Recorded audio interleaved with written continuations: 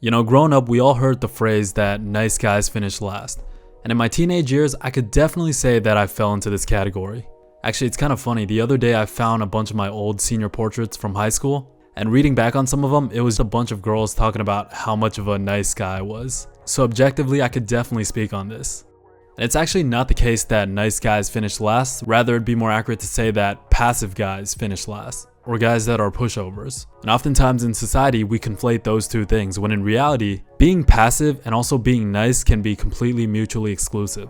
You can be a passive guy and also not be a very nice person. And you can also be a genuinely nice person and not necessarily be passive or reserved. And the problem is, in society, we conflate those two definitions and we label all these guys as nice guys. Which is essentially why a lot of guys think that the problem is that they're too nice, so then they end up being assholes. And no one really ever talks about this when they talk about nice guys finish last, and this is extremely important to differentiate. So let's break this down. There's effectively three types of guys that society labels as nice guys. The first type of nice guy is the most genuine definition of a nice guy. And that's a guy that's genuinely nice to everyone, but at the same time, he's also very passive, very reserved, very introverted, very shy, etc. And these types of guys tend to be friends with everyone. No one really dislikes them. However, these guys do finish last in the sense that they never get the girl that they like. And there's a lot of reasons for this. The first reason being that they have an inability to establish boundaries. They tend to let friends, peers, girls, the world walk all over them. And they also have an inability to say no because they're afraid of stepping on toes, they're afraid of making people angry, they're afraid of upsetting the girl that they like, so they always say yes. This type of guy is a genuine people pleaser where he wants to make everyone around him happy. Even if there's nothing to gain or even if it's at the cost of himself, he will go out of his way to make other people happy. He will always put everyone else above himself, not because he has some secret agenda or something to gain, but genuinely just because that's who he is. And by the way, girls love this type of guy, but they don't find this type of guy attractive. But he makes an amazing guy best friend to girls because he will listen to your problems, he will never make you angry, he will go out of his way for you, he's gonna do whatever it takes to make you happy. This type of nice guy makes an amazing friend to girls. But the girl just won't find this type of guy attractive because a lot of these qualities communicates feminine traits. It communicates that you don't really respect yourself and you don't really stand up for yourself. And when it comes to a significant other, girls look for security above all else. And security is something that this type of nice guy doesn't seem like he can provide. If you have trouble prioritizing yourself, not ever able to say no to someone, always catering to other people's will, not standing up for yourself, not expressing your thoughts, not communicating your thoughts, never being able to prioritize yourself, all these things that make you a good friend to a girl, it doesn't make you a worthy partner because it conveys that you lack an identity. How can you stand for anything if you don't even stand up for yourself? And it sucks because this type of nice guy is actually a really good person and the most genuine out of the three types of nice guys. They're the ones with the heart of gold and care the most for other people, but it doesn't translate to success in a lot of areas of life. And in order to break out of this, the first thing you gotta do is establish boundaries and then prioritize them over your feelings. Like for example, sometimes you're gonna be put in situations where you're gonna have to compromise yourself or who you are for someone else because of how you feel for that person or feel for that girl. But it's important to understand that in those moments, you gotta know how to be selfish. You gotta know how to prioritize yourself no matter how much you wanna break that boundary. You gotta learn how to say no a lot more. You gotta know how to turn people down. Like genuinely, being a people pleaser is gonna limit you in a lot of ways in life. You're gonna say yes to a lot of things that are inconvenient to your life or not conducive to your mission or your goal or your purpose. You have to realize that you can't make everyone happy. And the sooner you realize this, the better off you're gonna be.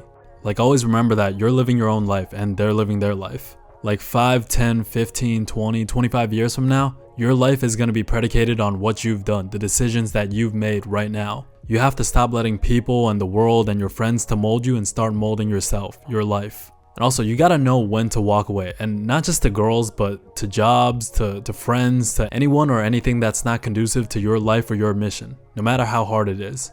But the last thing for this type of nice guy is try to develop an edge. And this doesn't mean you have to start being an asshole or start being mean to everyone around you, but try to have your own back a little bit. Try to use that fire inside of you. Like a lot of times in life and society and your teachers and, adults, the world tries to dim out that masculine essence, that fire inside of you. And often this results in us being a lot more subdued when we get older. But sometimes you gotta bring it out. Sometimes you gotta stand up for yourself. Just try to know what you want, know who you are, stand firm on what you believe in, make yourself the priority in your life, have self-belief, have self-confidence, and have self-respect. Cause honestly, these are the things that make you attractive to a girl. These are the things that communicates the value that you can protect her and you can provide for her. And honestly, even putting girls aside, these are the qualities that you need in life to succeed and to get what you want. Otherwise, you're gonna live a discontent life, living in quiet desperation, never getting what you want, never standing up for yourself. And I really wanna speak to this type of nice guy because not only was I that guy, but life is gonna hit you eventually and it's gonna hit you hard.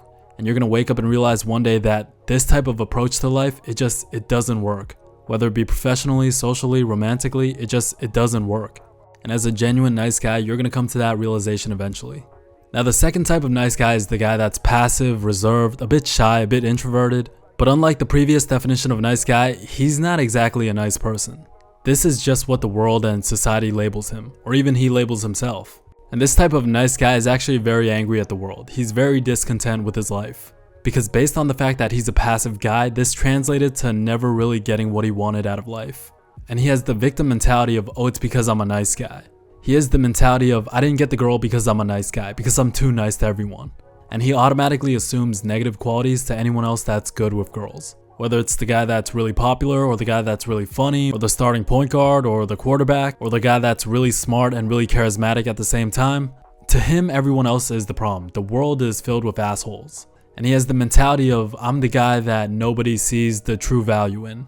And this type of nice guy is the most disingenuous in the sense that he always gives with certain expectations. And if those certain expectations aren't met, then everyone else is the problem and he gets angry. And this type of nice guy, he doesn't really do well with other people, let alone girls. And I feel like we've all known someone like this growing up. And not only does he not know how to stand up for himself or not know how to say no, it's not necessarily out of kindness or wanting to make other people happy. Rather, it's purely out of being passive and he doesn't know how to go about getting what he wants. But they'll blame the label of being the nice guy that they've convinced themselves that they are. All of the shortcomings or inadequacies in their life or not getting the girl is because of the nice guy. He's a nice guy in his mind. And a lot of it is a lack of self-awareness and a lack of self-reflection. And there's a lot of reasons for this. It could be because they're spoiled, they never left the comfort zone, no real life experiences, having a shallow perspective, they lack empathy, they're only able to see things through their view. And these are the guys that can be selfish, manipulative, and a lot of girls can sense a fake nice guy a mile away where they don't even want to be friends with them. Like they can tell if there's an objective or agenda behind you being nice. Because aside from being discontent in life or never getting the girl or always being angry or frustrated at the world, it's also very lonely. Because this type of person doesn't make a lot of friends. People don't want to be around them. And I have personally known someone like this back in high school where he saw himself as a nice guy but he didn't get the girl he wanted. And to him, everyone else was the asshole. That's why the girl he liked didn't like him back. Like everything else was everyone else's fault and he was just very negative.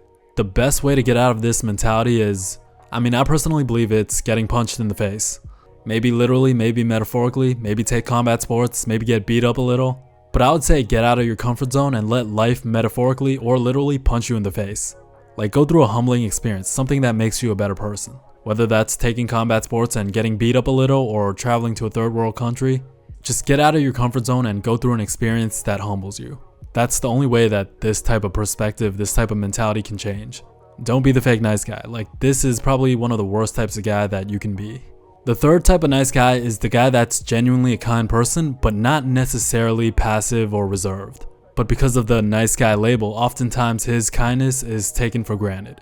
Him being nice is seen as a weakness. But because he's genuinely a nice guy, he sometimes allows people to walk over him. So they have a hard time balancing between being nice and also standing up for themselves. Now this type of nice guy has the potential of being an asshole because he gets tired of his kindness getting taken for granted and also conflated with passivity.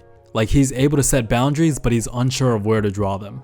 So he has a bit of an identity crisis and goes back and forth between being a nice guy and being an asshole. And sometimes he'll go out of his way to try to break the nice guy label.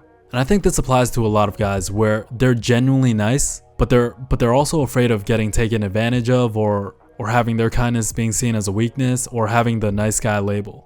And because of this, sometimes they'll act out of character and be someone that they're not. But for him, it's really an issue of just knowing when and where to draw that boundary, and also knowing when to stand firm on something.